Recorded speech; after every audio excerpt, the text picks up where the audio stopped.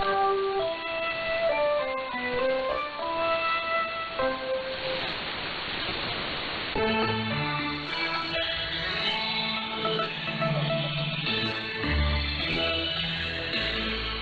is Radio Romania International. You are listening to our one-hour broadcast in English for listeners in Western Europe and Japan. We can also be heard on the internet at www.rri.ro Channel 1. You can find us on Facebook, Twitter and other social media platforms. Our programs are also available on TuneIn and via satellite Eurosat 16A. On 11,512 megahertz vertical polarization, azimuth 16 degrees east. Symbol rate 29,950 mega symbols per second. Standard DVB-S2. Modulation 8 PSK. Audio PID 510. We wish you good reception conditions.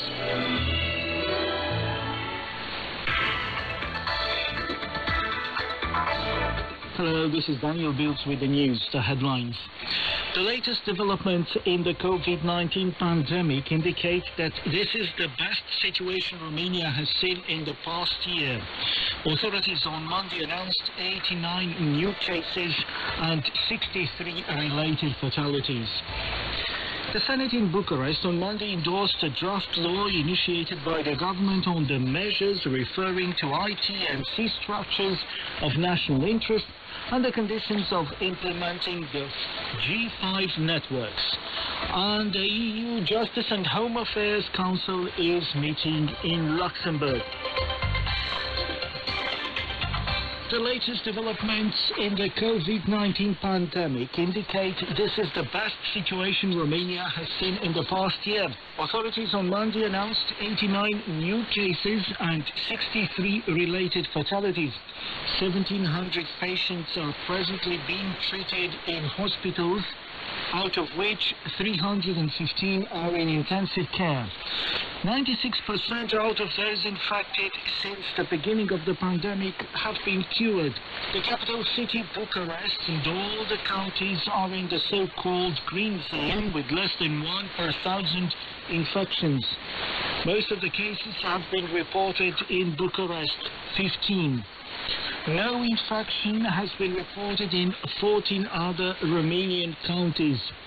The vaccine rollout continues all over the country, and since its onset in late December 2020, 4.4 million people have been vaccinated. The Senate in Bucharest on Monday endorsed a draft law initiated by the government on the measures referring to IT&C structures of national interest and the conditions of implementing the G5 networks. The law is aimed at passing a series of measures referring to authorizing the producers of technologies, equipment and software programs used within the IT&C infrastructure of national interest, as well as in the electronic communication networks providing electronic communication services of 5G type, with a view to preventing, combating and eliminating risks, threats and vulnerabilities to national defense and security.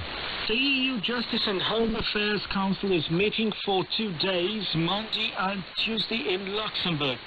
On the first day, EU Justice Ministers were discussing ways to combat illegal online content, e-justice and the protection of vulnerable adults. On Tuesday, talks are expected to focus on ways to combat crime and terrorism, migration and asylum. A special subject on the agenda will be the strategy for the Schengen free movement area, with a plan to reform it being presented last week in Brussels.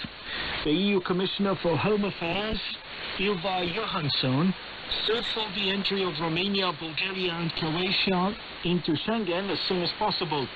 The European Commission recalls in its strategy that Romania and Bulgaria, and recently also Croatia, received positive evaluations with respect to their Schengen accession.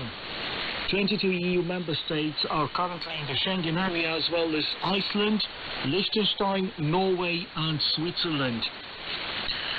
Romanian director Andrei Epere's short reel Intercom 15 has been shortlisted for the 60th edition of the Semaine de la Critique, the International Critics Week of the French Film Festival in Cannes in July. The organizers of the event announced on Monday. The film tells the story of some residents who discover an unconscious woman lying in front of a block of flats. Even though the woman lives on the 3rd floor, nobody knows her name. While waiting for paramedics, the neighbors are reflecting on her life on their own. This year, the jury of Semaine de la Critique is to be presided by another Romanian director, Cristian Mungiu, who in 2007 got the Palme d'Or Award for his film 4 months, 3 weeks and 2 days. In 2012, he got the award for Best Screenplay with his film Beyond the Hills. And in 2016, with Graduation, he got the Best Director Award. The monthly average total income per household in Romania stood at some 1,000 euros in 2020, with 83% going to expenses, shows a report from the National Institute for Statistics published on Monday. Salaries and associated incomes accounted for most important source of household income last year at 68.2%, down 0.4% compared with the previous year. A household spent an average 888 euros a month, down 1.6% compared with the previous year. The report shows that household spending mainly covered food and non-food products, services, transfers to the public and private administration, and social security contributions in the form of tax and other duties, as well as needs related to household production. And that was the news. The government this week is due to adopt a law modifying the pension system in Romania. I'm Vlad Palcu with a report by Corina Cristan.